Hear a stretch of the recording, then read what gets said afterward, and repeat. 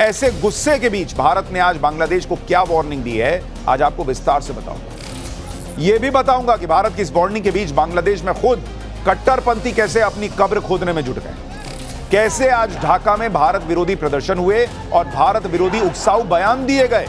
इतना होने के बाद भी आपको यह भी बताऊंगा कि कैसे भारत से पिटाई भूल चुके पाकिस्तान के नेता भी बांग्लादेश के लिए भारत के खिलाफ जहर उगल रहे हैं।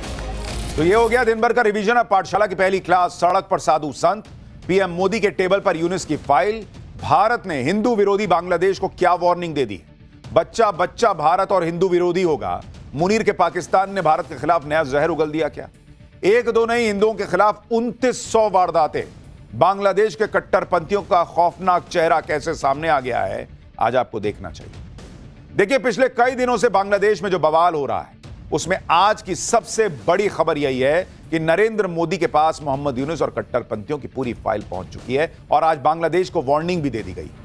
क्योंकि आप यह भी देखिए कि बांग्लादेश में हिंदुओं के खिलाफ जो हो रहा है उसके खिलाफ भारत में भयंकर गुस्सा बढ़ता जा रहा है।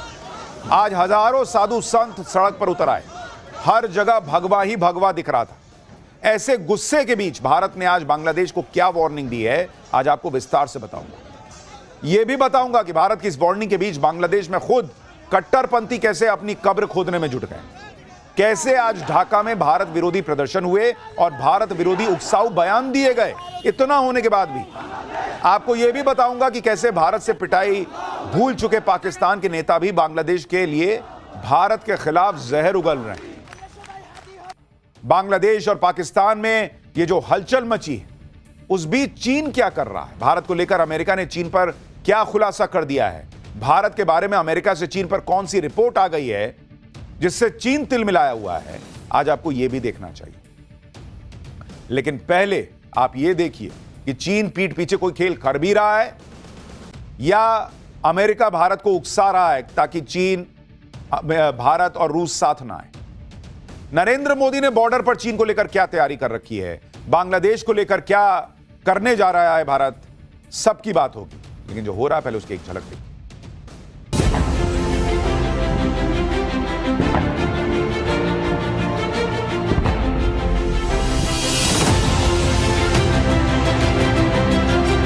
We condemn the recent gruesome killing of a Hindu youth in Mymensingh.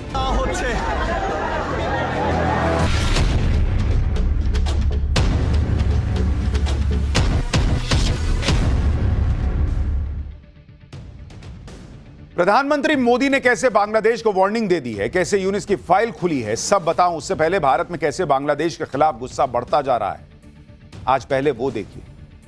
10 दिन के अंदर बांग्लादेश में एक और हिंदू युवक को पीट पीट कर मार डाला गया। बांग्लादेश में हिंदुओं पर अत्याचार रोके नहीं रुक रहा। आज बांग्लादेश के हिंदुओं के समर्थन में कोलकाता में सड़क पर साधु संत उतर आए। जरा देखिए वहां पर कैसे भगवा दिख रहा था और साधु संतों ने उतरकर वहां पर प्रदर्शन किया है हिंदुओं के लिए।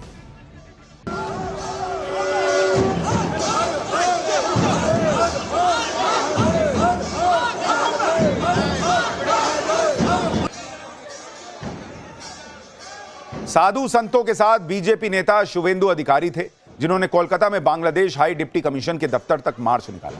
शुवेंदु अधिकारी ने मार्च निकालते हुए कहा कि वो आज बांग्लादेश के डिप्टी हाई कमीशन के लोगों से मिलकर ही जाएंगे, नहीं तो 5 लाख साधु यहीं धरने पर बैठ जाएं। सुनिए बीजेपी नेता ने क्या कहा। 1000 साधु मठ मंदिर से निकल के आया है। ये दीपू दास जो होता हुआ उसका खिलाफ, और बांग्लादेश में डेली हिंदू निर्यातन बंद करो। आज डिप्टी हाई कमिश्नर 4 दिन से लड़ाई चल रहा है। मिलने के लिए उन्होंने बताया हम लोग, मैं और 5 साधु अंदर जाऊंगा, बात करके आऊंगा, नहीं तो जो गंगासागर मेला में यहाँ 5 लाख साधु आएगा, सब साधु यहाँ आकर बैठ जाएगा। बीजेपी नेता कह रहे हैं 5 लाख साधु संत बैठ जाएंगे बांग्लादेश के हिंदुओं के समर्थन में, कि हिंदुओं के साथ बांग्लादेश में जो हो रहा है उसको बंद करो। शुवेंदु अधिकारी की वार्निंग के बाद बांग्लादेश के डिप्टी हाई कमिश्नर के दफ्तर के दरवाजे तक खुल गए। शुवेंदु अधिकारी ने बांग्लादेश के अधिकारियों से मुलाकात की, उनके सामने दीपू दास की हत्या का मुद्दा उठाया। शुवेंदु अधिकारी ने बताया कि बांग्लादेश के अधिकारियों ने उन्हें भरोसा दिया कि दीपू दास को न्याय मिलेगा। शुभेंदु अधिकारी ने कहा कि अगर यह अत्याचार ऐसे ही चलता रहा तो साधु संत फिर सड़क पर उतरेंगे। भारत में जिस तरह से हिंदू सड़क पर उतरकर बांग्लादेश के हिंदुओं के समर्थन में नारे लगा रहे हैं, प्रदर्शन कर रहे हैं, उससे बांग्लादेश के हिंदुओं को भी नई हिम्मत मिली है, उनका हौसला बढ़ा है। ढाका में हिंदू संगठनों ने सड़क पर उतरकर अपनी आवाज उठाई है। बांग्लादेश के हिंदुओं को धीरे धीरे यह समझ आ रहा है कि एक हैं तो सेफ हैं। हाथ में मशाल और बैनर लेकर बांग्लादेश के हिंदुओं ने अत्याचार के खिलाफ आवाज बुलंद की। उन्होंने ये दिखाया कि कट्टरपंथियों को मैसेज जाना चाहिए कि भाई हिंदू भी साथ है, ऐसा नहीं कि तुम भीड़ लेके आओगे तो हिंदू जो है वो एक साथ खड़ा नहीं होगा। बांग्लादेश में हिंदू संगठनों ने ढाका में नेशनल प्रेस क्लब के बाहर प्रदर्शन किया, दीपू दास को न्याय देने की मांग की। इस प्रदर्शन में बच्चे, महिलाएं सब शामिल हुए। बांग्लादेश में हिंदू भी अब सड़क पर अपनी एकता की ताकत दिखा रहा है, क्योंकि बांग्लादेश में तो कट्टरपंथियों ने हद कर रखी है। आप सोचिए 1971 में जिस पाकिस्तान ने ढाका यूनिवर्सिटी में घुसकर कत्लेआम मचाया था, उसी ढाका यूनिवर्सिटी में जिन्ना का जन्मदिन मन रहा है बॉस। एकदम इनका ब्रेन वॉश हो गया इन कट्टरपंथियों का, इनको पाकिस्तान अपना लग रहा है। जिन्ना का पोस्टर लगा रहे हैं ये लोग, जिन्ना को याद कर रहे हैं, उसको श्रद्धांजलि दे रहे हैं। मोहम्मद यूनुस के राज में कट्टरपंथियों की ऐसी ज़ॉम्बी फौज खड़ी हो गई है जो बेकाबू होती जा रही है, एकदम ज़ॉम्बी जैसा कर रहे हैं। ये लोग हिंदुओं से इतनी नफरत पाल कर बैठे कि हिंदू नाम वाली मधुर कैंटीन को निशाना बना दिया। कैसे कट्टरपंथी कैंटीन में बिना डरे तोड़फोड़ कर रहा है, उसका वीडियो मैंने आपको दिखाया था। कैंटीन में मुक्ति वाहिनी के क्रांतिकारी 1971 में पाकिस्तान से अत्याचारों से आजाद होने की प्लानिंग किया करते थे। बांग्लादेश में कट्टरपंथियों की भीड़ ने आज भी भारत के खिलाफ जहर उगला है बॉस। आज उस्मान हादी के समर्थकों ने जुमे की नमाज के बाद बड़ा प्रदर्शन किया। ये लोग सड़क पर मार्च करने लगे। ढाका की सबसे बिजी रोड में से एक रोड पर ये लोग धरने पे बैठ गए, कई घंटे ट्रैफिक रोक दिया। देखिए वहां कैसे प्रदर्शन चल रहा है। देखिए आप खुद सोचिए, जब ये क्लियर होता जा रहा है, वहां की पुलिस तक कह रही है कि भाई भारत का रोल नहीं है हादी की हत्या में, तो ये कौन लोग हैं जो भारत और या बांग्लादेश, भारत या बांग्लादेश का मतलब क्या है भाई? इन कट्टरपंथियों को कोई तो पंप कर रहा है ना, जो भारत या बांग्लादेश इनके दिमाग में ये जहर भर रहा है। बांग्लादेश बना ही भारत की वजह से भाई, और तुम पाकिस्तान से सट रहे हो। इधर बांग्लादेश के कट्टरपंथियों ने आग लगा रखी है, उधर पाकिस्तान के कट्टरपंथी जहर उगलने में पीछे थोड़ी हैं। बांग्लादेश को लेकर कैसे पाकिस्तान में बच्चे बच्चे को हिंदू विरोधी और भारत विरोधी बनाने की बातें हो रही हैं। पाकिस्तान के नेताओं से जितनी बकवास करा लो ये कर देते हैं।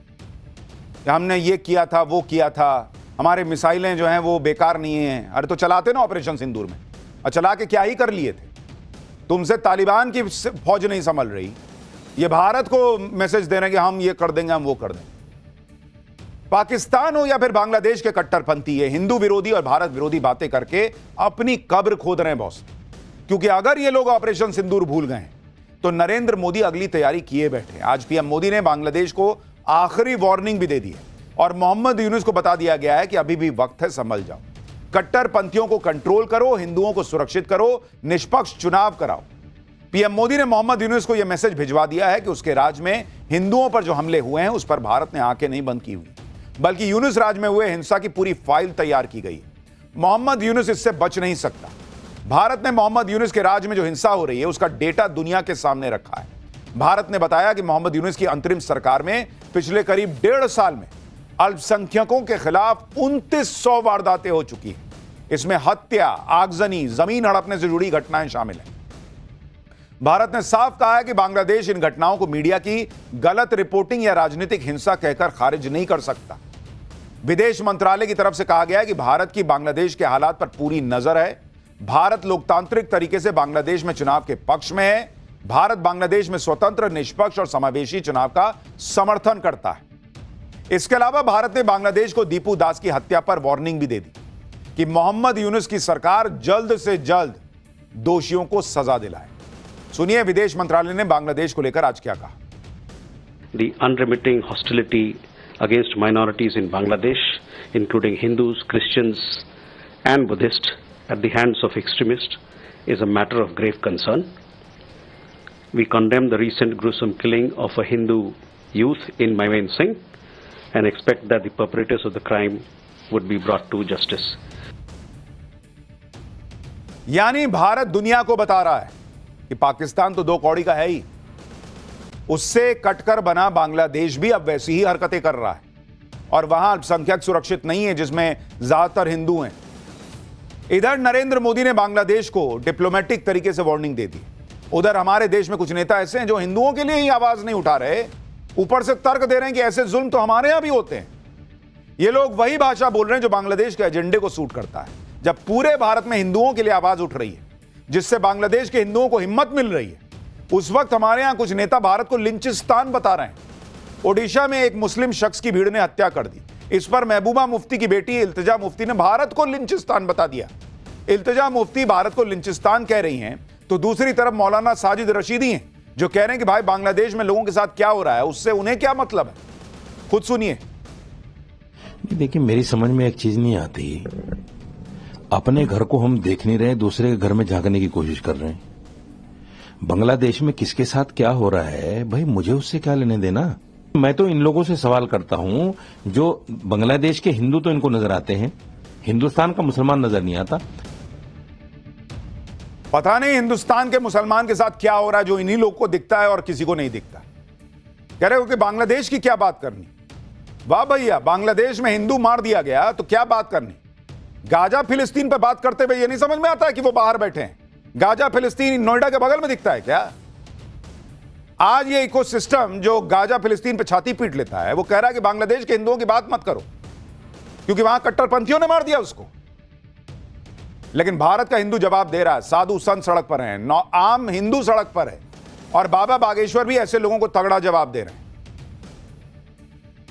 हम भारत में केवल एक संदेशा देना चाहते हैं कि यदि बांग्लादेश जैसी स्थिति आप अपने भारत में नहीं देखना चाहते, यही समय है, सही समय है, अभी नहीं तो कभी नहीं। यदि हिंदू एक आज नहीं हुआ, हिंदू एकजुट नहीं हुआ, तो वो दिन दूर नहीं जब भारत के और छत्तीसगढ़ के चौराहों पर ऐसा जो बांग्लादेश में हुआ वो देखा ना जाए। एक तरफ तो भारत के लिए बांग्लादेश के कट्टरपंथी एक चुनौती बन रहा है, लेकिन इस वक्त जब भारत की नजरें बांग्लादेश में मचे बवाल, पाकिस्तान के खेल पर हैं, उसी वक्त चीन को लेकर एक ऐसी रिपोर्ट आई है जिसने अलग खलबली मचा रखी है। चीन को लेकर यह रिपोर्ट अमेरिका से आई और इसमें भारत के पीठ पीछे चीन के खेल के बारे में 5 खुलासे किए हैं जो अमेरिका ने किए। अमेरिका कह रहा है इस रिपोर्ट में, पहला खुलासा कि चीन इस कोशिश में है कि भारत और अमेरिका के रिश्ते अच्छे ना हो। इसी वजह से चीन ने अक्टूबर 2024 में एलएसी पर टकराव को कम करने पर सहमति जताई थी ताकि वो भारत के साथ रिश्तों को सामान्य करके उसे अमेरिका के करीब जाने से रोके। लेकिन कोई अमेरिका से पूछे कि तुमको चीन की यह चाल समझ में आ रही है तो ट्रंप आनन फानन में अनाप शनाप टैरिफ क्यों लगा रहे हैं। मत लगाओ, चीन का प्लान फेल हो जाएगा। तुम हमारे ऊपर टैरिफ लगाओगे और फिर कहोगे चीन जो है वो प्लानिंग कर रहा है। हालांकि भारत को अभी भी चीन के इरादों को लेकर शक है, यह अमेरिका कह रहा है। दूसरा खुलासा अमेरिका की रिपोर्ट में यह है कि चीन एक तरफ भारत के साथ वास्तविक नियंत्रण रेखा यानी लाइन ऑफ एक्चुअल कंट्रोल पर तनाव कम करने की कोशिश कर रहा है, वहीं दूसरी तरफ पाकिस्तान के साथ सैन्य सहयोग बढ़ा रहा है। तो वैसे तो मुनीर को तुम भी बिरयानी खिला रहे हो ट्रंप, तो अमेरिका भी भारत के खिलाफ साजिश कर रहा है, ये मान लो फिर। तीसरा खुलासा, चीन पाकिस्तान से लेकर बांग्लादेश में अपना मिलिट्री बेस बनाना चाहता है। इसके अलावा चीन कुल 21 देशों में मिलिट्री बेस बनाना चाहता है। तो वो तो तुम भी बनाए बैठे हो पाकिस्तान के अंदर, अमेरिका वालों लोगों, तुमने कौन सा छोड़ा हुआ है। चौथा खुलासा, अमेरिका का दावा है कि चीन अरुणाचल प्रदेश को हड़पने की साजिश रच रहा है, वो उसे लेकर बहुत गंभीर है। चीन ने अरुणाचल प्रदेश पर अपने दावों को ताइवान के साथ अपने कोर इंटरेस्ट में शामिल किया है। रिपोर्ट में कहा गया है कि पूर्वोत्तर का यह राज्य भारत और चीन के संबंधों में एक बड़ा फ्लैश पॉइंट बन सकता है। तो भाई उसका जो एजेंडा है रहने दो। भारत का क्लियर हिसाब है, अरुणाचल प्रदेश भारत का हिस्सा है, था, है और रहेगा। इसमें क्या अलग बात है। पांचवा खुलासा, चीन खुद को महाशक्ति बनाने में लगा है, ऐसी शक्ति जिसकी सेना दुनिया में कहीं भी लड़ने और जीतने में सक्षम हो। तो बनाने दो। अमेरिका नहीं बना रहा है क्या? रशिया नहीं बनाता है क्या अपनी सेना को मजबूत? हम नहीं बना रहे हैं क्या? इसलिए अमेरिका की इस रिपोर्ट को लेकर सवाल खड़े हो रहे हैं कि वाकई चीन भारत के खिलाफ कुछ बड़ा षड्यंत्र रच रहा है या ट्रंप खाली पिन मार रहे हैं कि कहीं भारत, चाइना, रशिया साथ ना आ जाए। अमेरिका ने चीन को लेकर जो रिपोर्ट छापी है उस पर चीन भड़क गया। चीन ने इस रिपोर्ट को खारिज कर दिया। चीन कह रहा कि भारत से अच्छे संबंध हैं, अमेरिका भड़काने का काम ना करे। चीन के विदेश मंत्रालय की तरफ से कहा गया है कि भारत चीन संबंध सही डायरेक्शन में जा रहे हैं और इसमें कोई तीसरा देश दखल ना दे। चीन ने अमेरिकी रिपोर्ट को तथ्यहीन, बढ़ा चढ़ाकर पेश करने वाला बताया। चीन के विदेश मंत्रालय ने कहा है कि बीजिंग नई दिल्ली के साथ अपने संबंधों को रणनीतिक ऊंचाई और दीर्घकालिक परिप्रेक्ष्य से देखता है और संभालता है। इसके अलावा चीन के रक्षा मंत्रालय ने भी अमेरिका की रिपोर्ट को खारिज करते हुए कहा कि अमेरिका की रिपोर्ट चीन के बारे में गलत धारणाओं और भू राजनीतिक पूर्वाग्रहों से भरी हुई है, जो अंतर्राष्ट्रीय समुदाय को गुमराह करने के लिए तथाकथित चीनी सैन्य खतरे को बढ़ा चढ़ाकर पेश करती है। देखिए, चीन जो है वो धोखा देता है, ये किसी से छुपा थोड़ी है। नरेंद्र मोदी भी जब अमेरिका को देख रहे हैं कि अमेरिका क्या तमाशा कर रहा है, तो अगर रशिया के साथ मिलकर भारत, रशिया और चीन की तिकड़ी बना रहे हैं, तो ऐसा थोड़ी कि अंधा विश्वास कर ले रहे हैं चीन पे। भारत बहुत फूक फूक के कदम रख रहा है, लेकिन अगर अमेरिका को, ट्रंप को इतना समझ में आ रहा है कि बाप रे बाप, चीन देखो भारत, मेरे दोस्त भारत के साथ क्या कर रहा है, पहले तुम तो दोस्ती निभाओ। तुम अपने बेटे दामाद के लिए ट्रंप को बिरयानी खिला रहे हो, उसके साथ डील कर रहे हो, उसके F-16 को सुधारने के लिए पैसा देने की बात कर रहे हो, और उसके बाद बता रहे हो चीन क्या कर रहा है तुम देखो। अरे तुम पहले क्या कर रहे हो ये तो दिखाओ, टैरिफ हटाओ पहले, उसके बाद आगे बात होगी।